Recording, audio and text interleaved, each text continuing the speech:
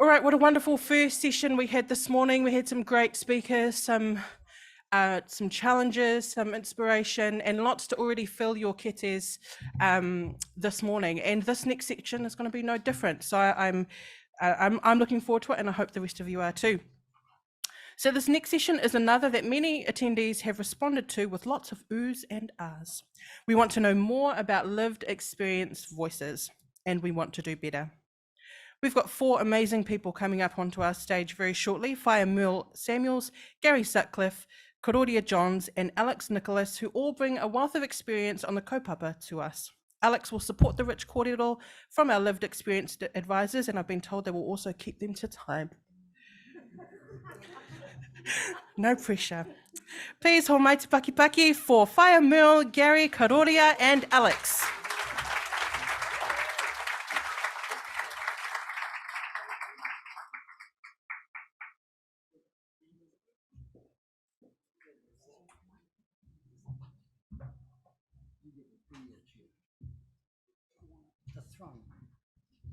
Tēnā koutou katoa. Welcome to this afternoon session.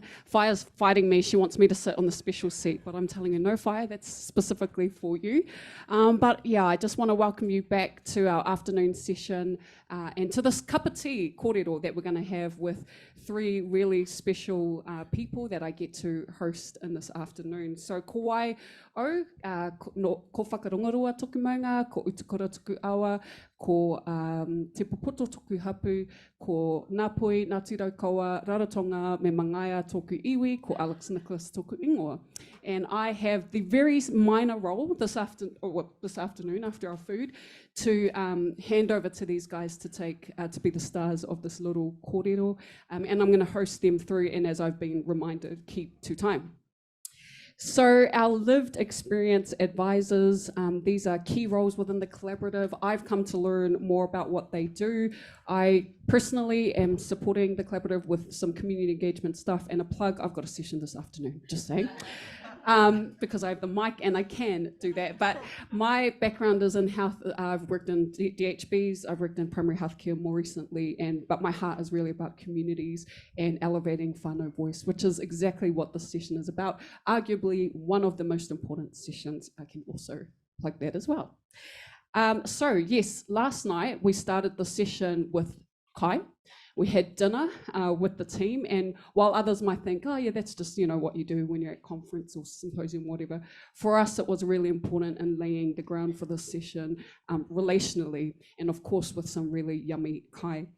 So I want to introduce to you again our 3 lived experience advisors. We've got Gary Sutcliffe, we've got our beautiful Whaea Merle Samuels, and Karōria Johns. How we're going to do this session, because we are trying to catch up on a bit of time, is I'm going to hand over to them. They're going to give us a bit of background on their roles within the collaborative, and within that we're going to get some insights and some challenges on the work that they do, and hopefully that will challenge us as a sector and in primary care particularly around how we authentically elevate the voice of whānau.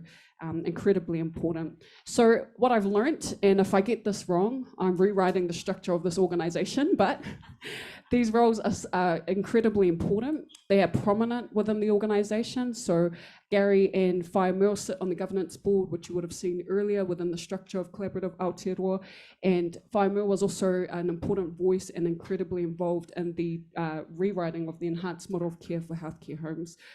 So she did that mahi, kia ora Whaea, and Karōria works in the collective action space. So they have not just position, but place and voice within the work that the collaborative delivers to us as a sector. And because of that, I would say we are beneficiaries of your incredible mahi. So tēnā koutou, tēnā koutou. So now I'm going to hand over to them. We will start with what someone has described as the heart of the rōpū, Whaea Merle, and then someone else described she is the heart. We've got Gary as the feet and hands, and Karōria, she's waving at me, and Karōria as the head. So collectively, they are the feet, heart, head, hands, the whole body of this mahi. So kia ora koutou to you all. All right, so I'm going to hand now to Whaea. Kia ora, Whaea. Can everybody hear me?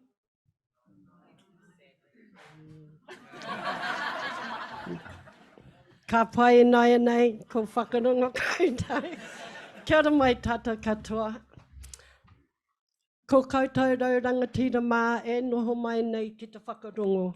Kia rātou e tūake ki te kōrero kei mua ia mātou to those people that spoke before us. Tēnō pai, tēnō kaha ia rātou katoa. Ko mātou I nei nei, engari, ko waiau, e mohi o ana koutou e whakaronga ana kia Alex, who am I? Engari. Ko mata o te atua, te waka, ko hikurangi te maunga, ko rerea te kahia te awa, ko tamawhariua te tangata, ko ngai te rangi te iwi, ko ngai tamawhariua te hapu, anō, ko waiau. He mokopuna o ngai te rangi, ngai tamawhariua, ko tamawhariua e ngunguru nei, ko au tēnā. I'm getting out the nervousness out of my foot.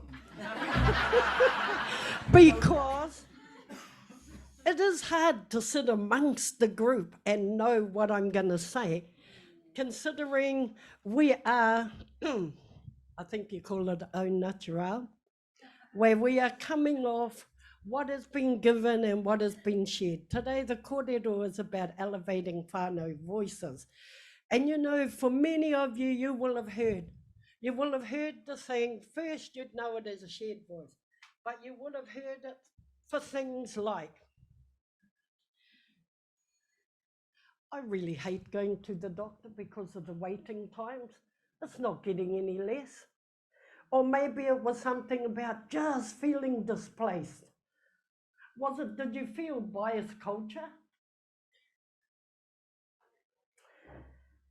Have you ever sat in the reception room and encountered, I suppose, a short phase where the receptionist took no notice? Hang on, she had a conversation going, so she couldn't.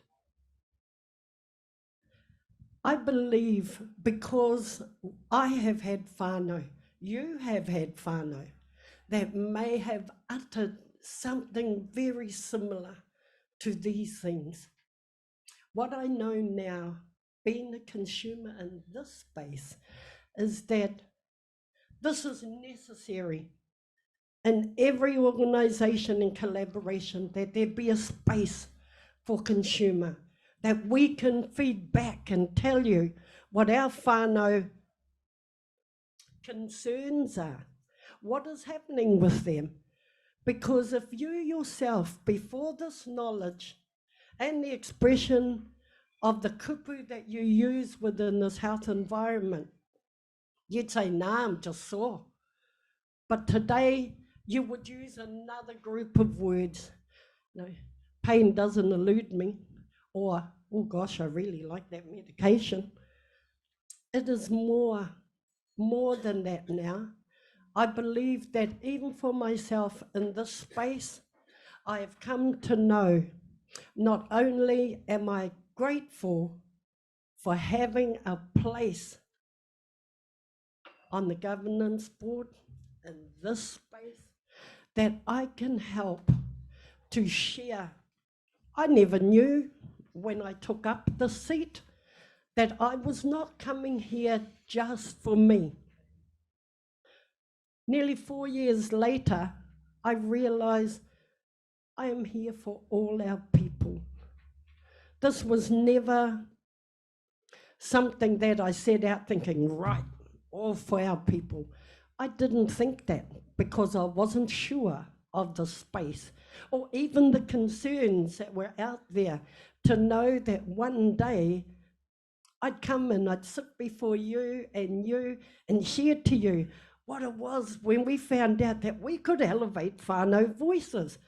We even had a share in enhancing the model of care by embedding what those whānau voices were saying out there. So the things that have happened with healthcare homes, not only ease of access for our patients, just even with patients knowing beforehand that they have healthcare professionals that are actually there for them. I love the fact that Healthcare Homes provides all these videos. We have cultural competencies, the GPs that are out there, they are onward learning. For many of you that are stakeholders, you do too. Very much help to elevate the whānau voice while I am in there. And sometimes, that's not true. Most times, it is that thing that I go on and on about the changes that have been made that I can see is going to make a difference. But when you're talking to one whānau member and you see them once a week and you tell them maybe two things, they go, oh, your organisation works fast, eh? And I said, they are working all the time, and many of them are full-time. I just want to stop a little minute where I am and let you know. This morning, when we heard people stand up here and share what they did, a lot of it I could feel is what it is about, sharing, elevating that whānau voice. And you know, a lot of it comes back to giving the permission. And it's not only from here, from your heart, it is your all. Because when we talk about manaakitanga and whakawhanaungatanga, no, I can't go there, it's too long. When we talk about manaakitanga, it is all about that care. While the Māori sits here and I talk about care and aroha, it's nothing so deep that when you go to work, we expect a doctor to do that. What we're looking at is that gentle kindness, that gentle friendship that anybody would use in well-being, in health. We don't want a whole love affair there. You just need to do the job. And I'm not telling any doctors how to do their job, just that on the implementation, it's a gentle friendship. I saw a little video the other day and the girl said, she was talking about kindness and she said, it's not hard to be kind. You just keep the mean stuff in your head. Carry on. I know I should be telling you more about how else we elevated the whānau voices. I'm sorry, Gary and Karōria, but they can tell you a little bit more too. I think my stories go on and then I start a story and feel like, oh no, I should tell that. The other things I want to tell is to show a depth of gratitude for the knowledge and experience of the other speakers, and especially to the Collaborative of Healthcare Homes for the support that the governance team offer to us as consumers in this space. If ever there was a nurturing time as a mother, many of you would know what that takes. For us, even as adults, I have felt that nurturing and that manaaki, and it doesn't feel like a big chore to find that gap or to find that other people are thinking like me, and it's okay to say when it wasn't right. I didn't know back then when things weren't right. I just knew I didn't like that person after that. And it's not something that I do all the time, but when it doesn't feel right, like I'm talking too much now, so ngā mihi kia koutou katoa, mō koutou taringa ki te whakarongo. There might be more that I could share.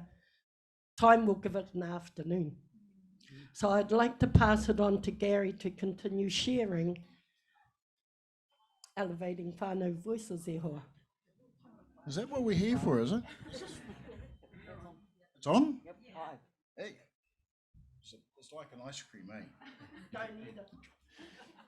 Kia ora, a very hard act to follow is Merle. Those of you who have the privilege of meeting her and hearing her talk before. And Alex, thank you for your introduction as well.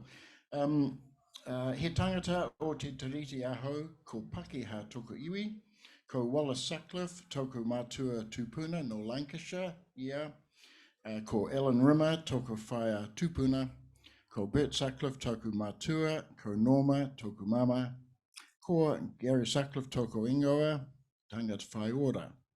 E noho ana aho ki Waitakere ki Tāmaki Makaurau.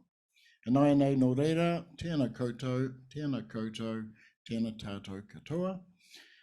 My name is, kia ora, my name is Gary Sutcliffe. I'm from West Auckland. So Westies, proud Westies. Just want to talk a bit about my role as a governance board member of the Collaborative. I was first approached by Amajit back in 2019 in my role as a coordinator of what was then the Health Navigators Health Consumer Advisory Service, which is now known as WOVEN, which is the Whānau Voices of Experience Network. When the Healthcare Homes Collaborative was seeking some consumer representation, initially to help them revise the model of care. So one of our newer members at the time at Woven, at that time, was Whaea Merle Samuels. She had only just joined our wee group at Health Navigator, and this was become Merle's first appointment with us, and by us I mean Health Navigator. So Merle and I worked together at East Tamaki Healthcare, which is now Tamaki Health, as you possibly know, as peer support specialists, as self-management leaders, and we were amongst the first people to be trained in New Zealand as health coaches. But we quickly became each other's kairahi. The following year, Amajit approached me again to see if I too would join the Collaborative as a second consumer representative, to which I agreed. Merle and I have since become fully fledged members of the Collaborative's Council and the Governance Board. Since the late 1990s, I've been involved in various ways in advocacy and consumer representation in mainly the mental health sector. And I had a number of approaches from different people and different organisations wanting me to be part of their organisation, to bring my lived experience to their table, to help them to understand the consumer perspective, and by degrees to help them to improve the service and the support that they provided for the tangata whai ora that they were serving. After 5 years of voluntary work in the mental health sector, I was successful in getting a job with a mental health service provider in Auckland as a consumer development leader. And that was to be the start of 13 years working in different roles in the health sector, including advocacy, peer support, management roles, and being part of those first cohorts, those special cohorts of peer support specialists working in mental health, self-management leaders, and health coaches working in primary health. I was introduced to governance in 1999, a role I knew very little about. I didn't know what governance was. I knew what the government was, for better or for worse, but I didn't know what governance was. I became a member of a trustee governance board for an organisation called Te Ata, which is the West Auckland Mental Health Support Trust, based in Henderson. After I heard about the work they were doing in supporting people through their mental health journey, Te Ata is a peer-led service, and it could have been the very first of its kind in the country, not absolutely sure of that. I just wanted to make a difference, to contribute in some way. Just tell me what I can do. I'd like to be able to help people and to help myself at the same time. I didn't really know it at that time, but I was still in my recovery, but I felt so much better than I had done not so long previously.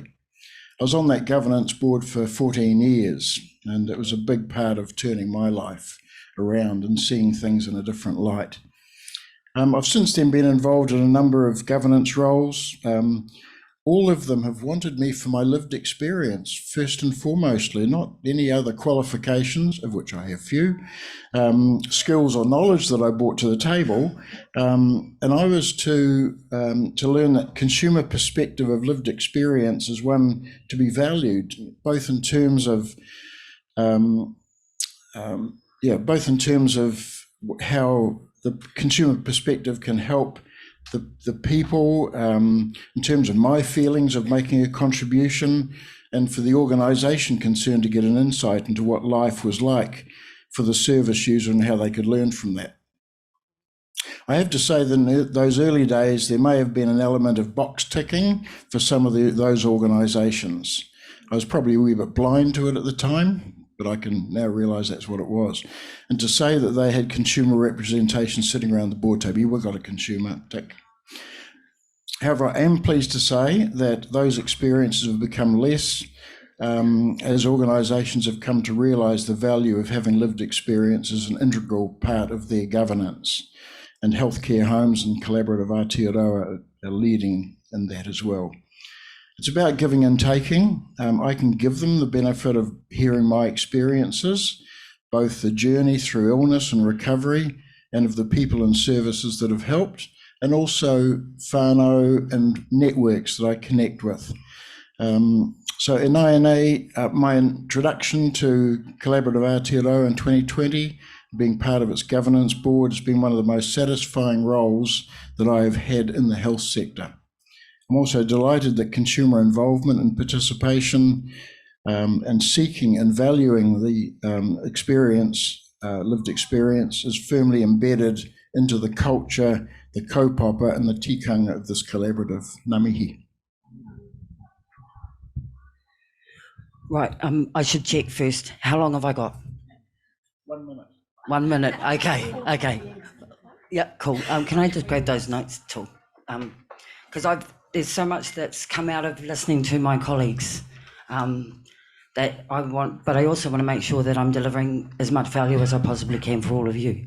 Kia ora, ko mangataniwha, toku maunga, ko ngā toki mata whaurua, toku waka, ko ngā pui nui tōnu, te raroa me te aupauri ngā iwi, ko kirikiri toki kainga i nāia nei, ko te wharetapu o ngā pui toki tūranga waiwai, tie mauri ora, kia ora.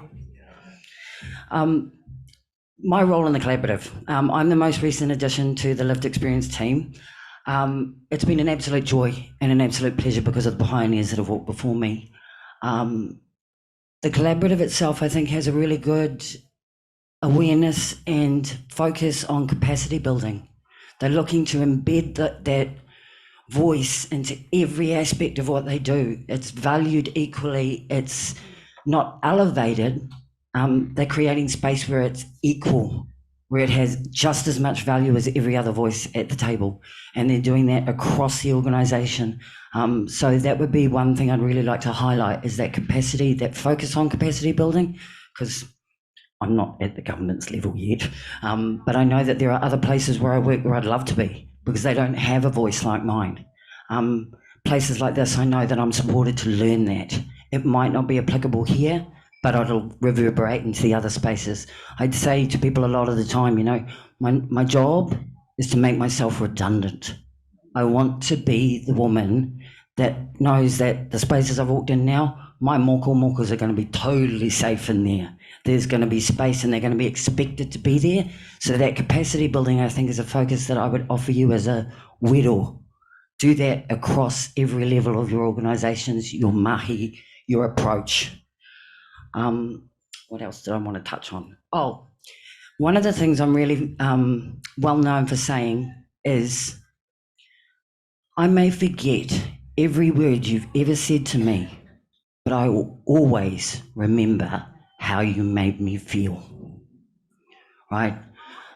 You can give me the best advice in the world. If we're not connected, I'm not going to hear it, and I'm certainly not going to remember it. But you could smile at me, and I'll never forget that smile and what it meant, right? Connect with me as a human first, then let's share the partnership in the journey of my health or whatever else it is that we're going to look at together. But connect with me as a person first, because I'll remember you as a person, probably forget your name, just so you know straight up, but I'll always remember who you are and I'll know your face, right? And when we were talking earlier with Merle and Gary and the wonderful team, Amaji, Kirsten and Michael, about how I could demonstrate to you what talking about a thing versus having the experience of a thing means to me. Right? As you all probably can feel, there's a huge amount of mauri in this room. It's been here all day. we can talk about that Māori, or I can give you the experience of changing that Māori. So I'm going to ask you all to stand up. And I want you to stamp your feet for 5 seconds solid. Go. Stamp hard. Come on, people. Get out there. Right? Kia ora. You can stop. E noho. Kia ora, whānau. Do you feel it? Do you feel it? Sometimes, in order to connect in the right way, you might have to give yourself a little bit of a kani or a stomp or a hug or a whatever it takes to change your Māori to make sure that you're entirely present, to connect with the person in front of you, then do the mahi, right? I guess those are the kind of things that I really, really wanted to highlight. Is there anything else that you guys can think of that I didn't cover? I'm sure you've covered everything, but you'll get chances to... Oh yeah, if you want to catch up with us later, we'll be around. Kia ora. Ngā mihi whānau. Kia ora, thank you, Karōria, kia ora koutou. And yes, there is opportunity. We don't have time right now for Q&A, but throughout the rest of the afternoon, I know all three have offered. If you have a question or you want to explore further some of the gems that they've shared with us, please grab them for a cup of coffee. I noticed that Gary just topped our glasses up, so we really could be here all day if we wanted to. Unfortunately, we're going to have to wrap up the session, but from what I heard collectively, I heard that gentle kindness is all we're asking for from a patient perspective, from a whānau perspective, and it costs none of us, whether we're clinicians on the front line, whether we're board members, governance members, costs none of us to just be gently kind with the populations and the whānau that we serve. I heard it's about give and take. I can give you all the experience in the world, but it's on you, on what you're going to do with it. So I think that Gary has challenged us as a sector to think about how we take those insights and apply them. And I also heard it's not just about talking about the experience, but feeling the experience, being part of the experience, because we all have experiences. So I think with those gems and those notes, I just want to acknowledge the lived experience advisors. I think to all of us, both yourselves and the collaborative are showing us all how we can better elevate voice of our whānau. Kia ora koutou katoa.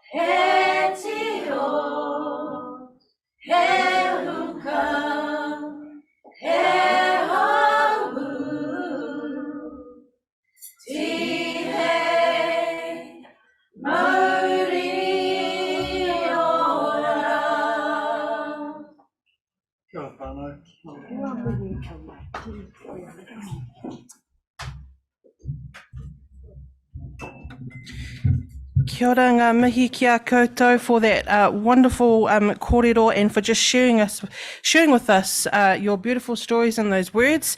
And it is a shame that this colonised construct called time means that we can't hear more, because I think when we talk about some of the reasons why we aren't able to achieve some of our goals is because we are restricted by time. Those 15-minute appointments where we want to, connect with those people just doesn't allow us to do that. So we need to change that. And I'm excited about the opportunities that we're hearing about that will hopefully address some of that. And so I am grateful that we do get to hear from you further this afternoon. So Alex put in a plug for that. So make sure that you do check those times carefully for those afternoon sessions.